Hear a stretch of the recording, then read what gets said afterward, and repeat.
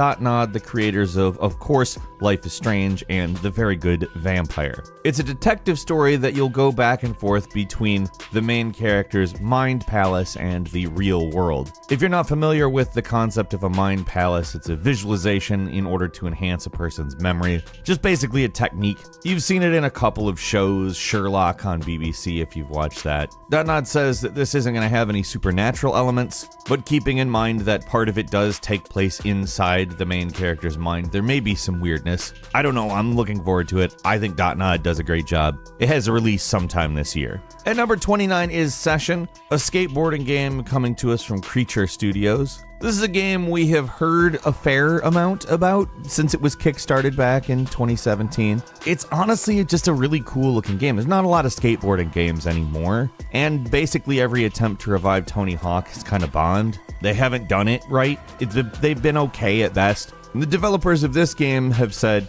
look, we're going to do something different. There's an early access version of this out on Steam. There has been since September. The full version is going to hit the PC and Xbox One sometime this year. And let's just be frank, this looks cool. The early access version is extremely well reviewed, and I think Xbox players are really in for something great. At number 28's another Dotnod episodic adventure game called Tell Me Why. It's supposed to kind of be a mini-series, a 3-episode. It's about two twins traveling back to their childhood home in Alaska to come to terms with events from their childhood. The main mechanic of the game appears to be the idea that they will both have different recollections of different memories, and you'll have to make decisions as to which one you accept. It sounds like an interesting idea, and I like that it's kind of a mini-series. Tell Me Why is coming mid-2020. At number 27 is Minecraft Dungeons, a dungeon crawling game, obviously with the aesthetic of Minecraft. However, most of the mechanics are totally different. There is no crafting,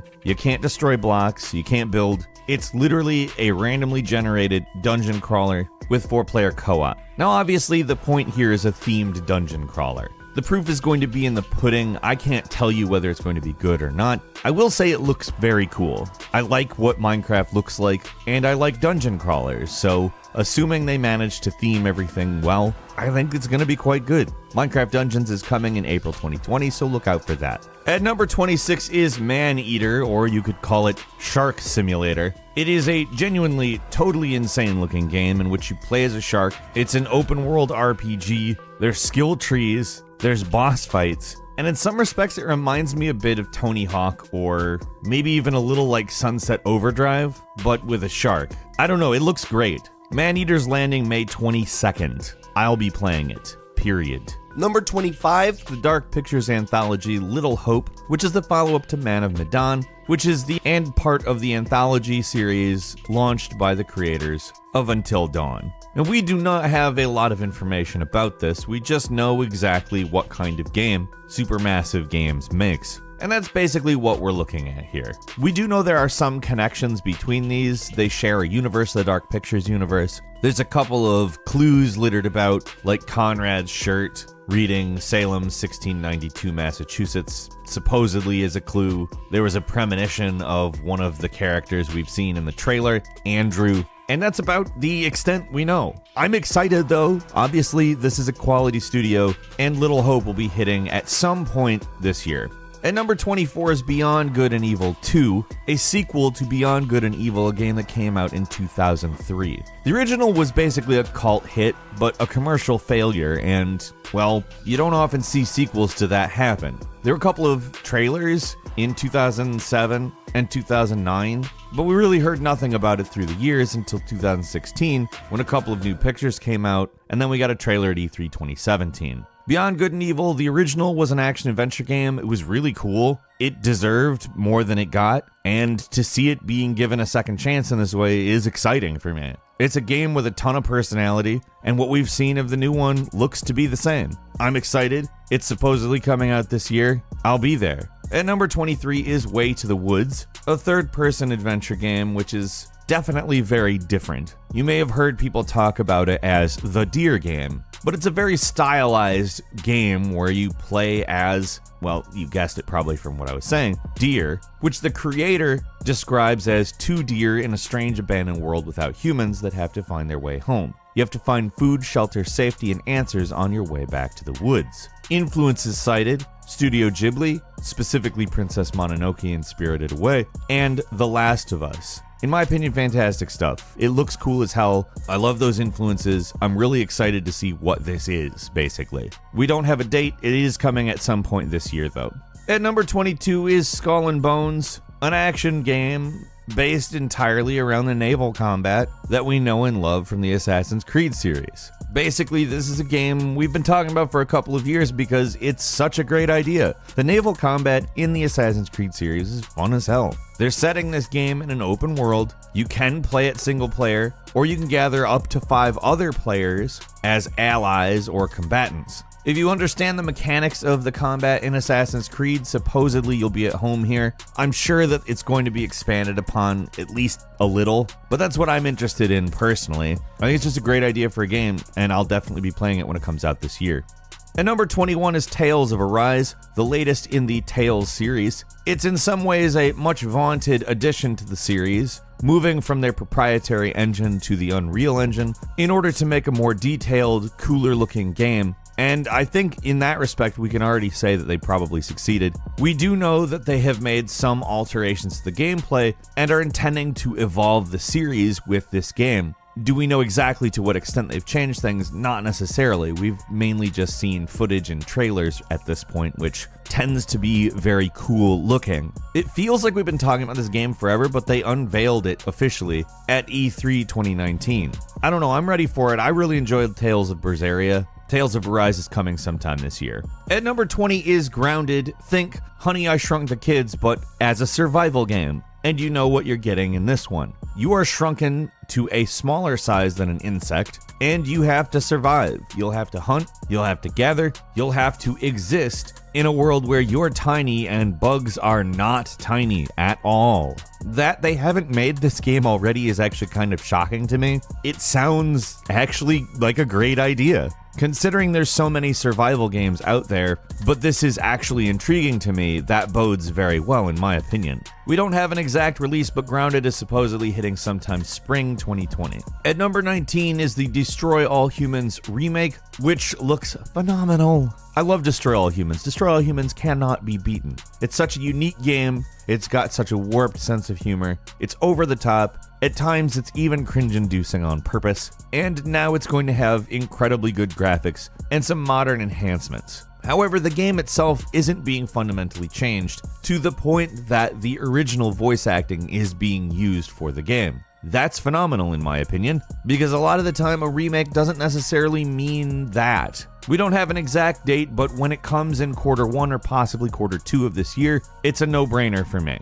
At number 18 is Ori and the Will of the Wisps, a newer, bigger version of Ori and the Blind Forest, ready for us to explore and go well beyond the forest itself. The kinds of environments that are being promised are much bigger, although it retains the Metroidvania feel and brings us a new upgrade system, which is actually a bit reminiscent from what I'm reading of Hollow Knight. Ori and the Blind Forest was phenomenal, like more of it, of course, that's what I'm here for. It's coming March 11th, and that's not really that far into the future. I'm excited.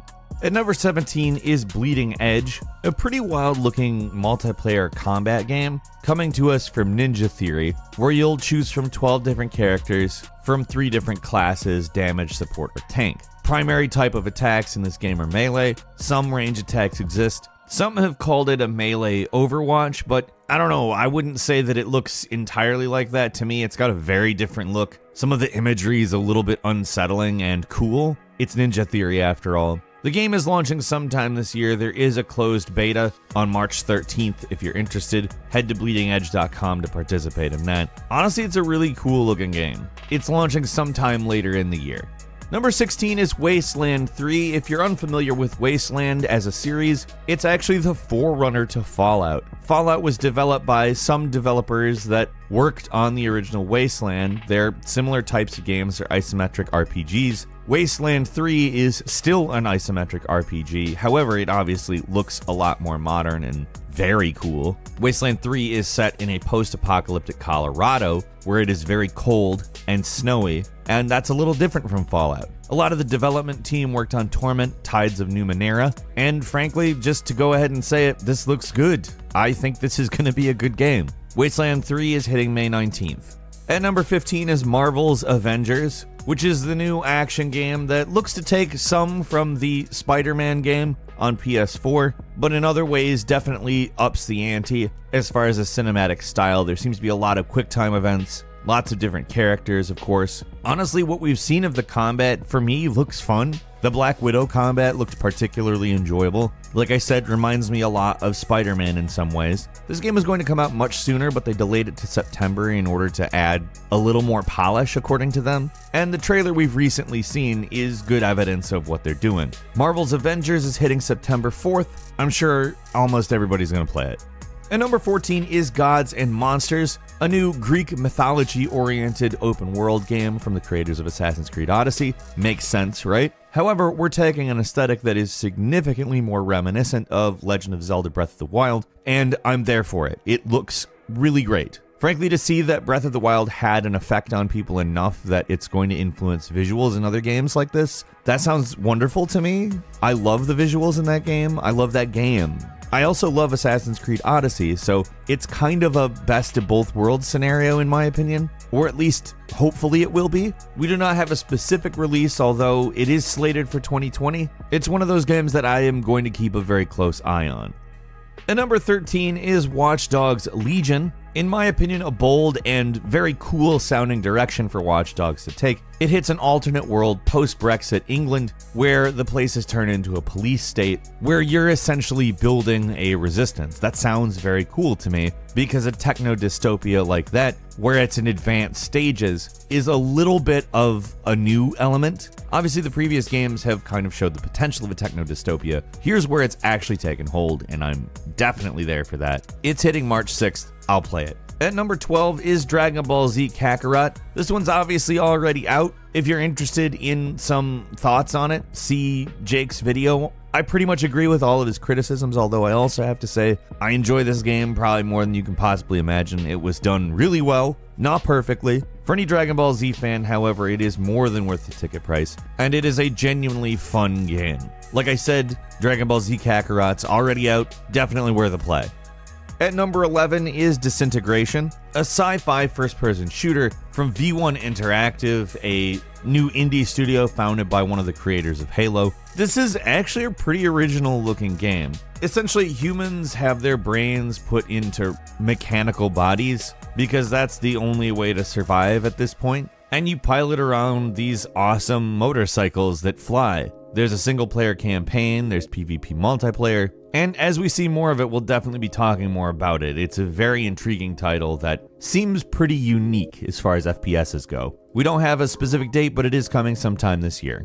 At number 10 is the Kerbal Space Program 2, a fairly ambitious-looking sequel that looks to build on almost every type of system, which is interesting on account it's being made by a different developer. One of the biggest additions we're seeing in this one is colonies. You'll be able to colonize areas, which will create a need to not only gather resources, but also deal with various planetary changes. There's a massive expansion on how far you're going to be able to explore, and generally it's shaping up to look like something very cool. Star Theory Games looks like they're handling the franchise pretty well, and their version of it is going to hit sometime this year. At number 9 is LEGO Star Wars: The Skywalker Saga, a new LEGO Star Wars game that will span the entire 9-movie series. And if you're familiar with any LEGO Star Wars, you know exactly what we're talking about here. A retelling of the story with very fun gameplay and a comedic bent that's fun for both kids and adults. LEGO Star Wars has been a great series and massively fun, and I can't wait to play this one. If you don't like previous LEGO Star Wars, it's probably not going to be for you. However, for me, I'm in. These are fun games. LEGO Star Wars: The Skywalker Saga is hitting sometime this year. At number 8 is Vampire the Masquerade Bloodlines 2, an action RPG and sequel to the 2004 Vampire the Masquerade Bloodlines. You'll be able to create a vampire character and then jump into this first-person vampire, werewolf, demon, etc. story. Honestly, it's kind of hard to imagine this game going badly, although weirder things I guess have happened. Vampire the Masquerade Bloodlines is a cult classic, and we'll see this new sequel sometime this year. At number 7 is Rainbow Six Quarantine, a 3-player tactical co-op game in which an alien parasite is unleashed, and squads of 3 Rainbow operators drop into quarantine zones to attempt to eliminate it. It's essentially a full game version of the Outbreak event from Tom Clancy's Rainbow Six Siege, and frankly, it looks really cool. Rainbow Six Quarantine is coming sometime this year. At number 6 is the Resident Evil 3 remake, which is nice to see the third Resident Evil getting the same treatment that Resident Evil 2 got. It's my opinion that the first 3 Resident Evils are the best of them, and the second remake was just phenomenal. I'm incredibly excited to be playing Resident Evil 3 because Resident Evil 3 actually takes place partly before and partly after Resident Evil 2. It's in a lot of ways an expansion of 2's story, which is in a lot of ways an expansion of 1's story. I couldn't be happier that they're doing these games. It's great. The Resident Evil 3 remake is coming April 3rd.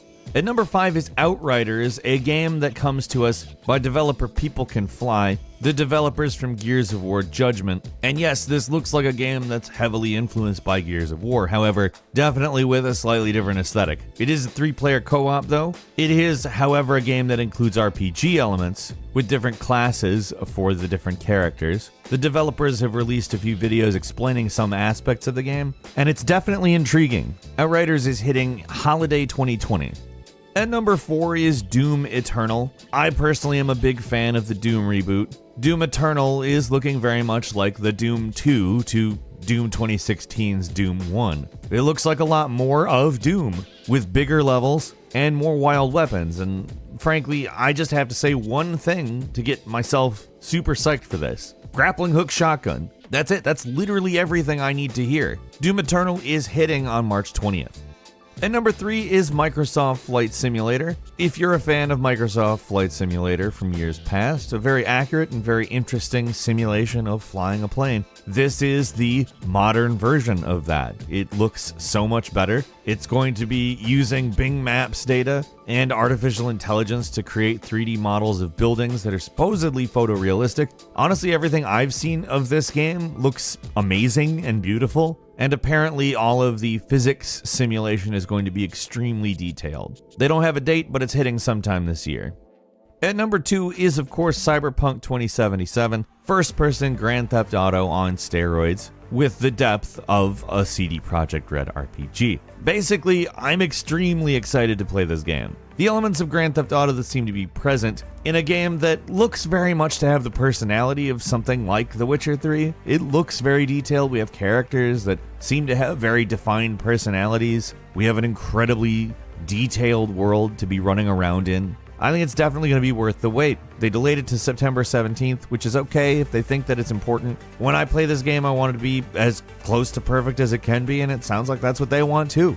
And finally, at number 1 is Halo Infinite. Of course, we're talking about Xbox, it's gotta be Halo Infinite. Halo Infinite's being built on a new engine called Slipspace. Microsoft is billing it Master Chief's greatest adventure yet to save humanity. That's obviously marketing hype. What we've seen of this game is actually fairly minimal. We do know it's the 3rd chapter of the Reclaimer saga. We do know that Master Chief looks a little bit more like a Halo 2, Halo 3 Master Chief. And we also know that it's been said that the storyline will be, quote, much more human. It is set on a Halo ring, which is, good. And it's supposedly open world, which I think is a really interesting combination of things to know about this game. Halo Infinite is hitting sometime Q4 this year. Couple of very quick bonus games for you. First being, next is Dying Light 2, the sequel to the parkour zombie game, which is vastly expanding the narrative capabilities to include a lot more choice. We're including this in bonus because it's been delayed indefinitely and there's a good chance it won't happen in 2020, but we still want to play it pretty bad nonetheless and wanted to at least mention it just in case. I mean, it's not impossible it's going to come this year, it's just not likely. Carry On. Carry On is a reverse horror game in which you play as the monster. It's kind of a Metroidvania, except for you just turn into a large mass of scary monster. That is hitting sometime this year. Gears Tactics, a fast-paced turn-based strategy game based on Gears of War. That's hitting PC in April, and it's confirmed to be on Xbox. We just don't know when, so we're crossing our fingers on this year as well. And finally, Rust, which is finally coming to consoles this year. That's all for now. Of course, we've got a huge slate of games coming this year. Which one are you looking forward to most? Leave us a comment, let us know what you think, And if you like this video, please click like. If you're not subscribed, now's a great time to do so. I upload brand new videos every day of this week. And the best way to see them first is, of course, a subscription. So click subscribe and don't forget to click the notification bell. As always, thank you very much for watching this video. I'm Falcon. You can follow me on Twitter at FalconHero. And we'll see you next time right here on GameRanks.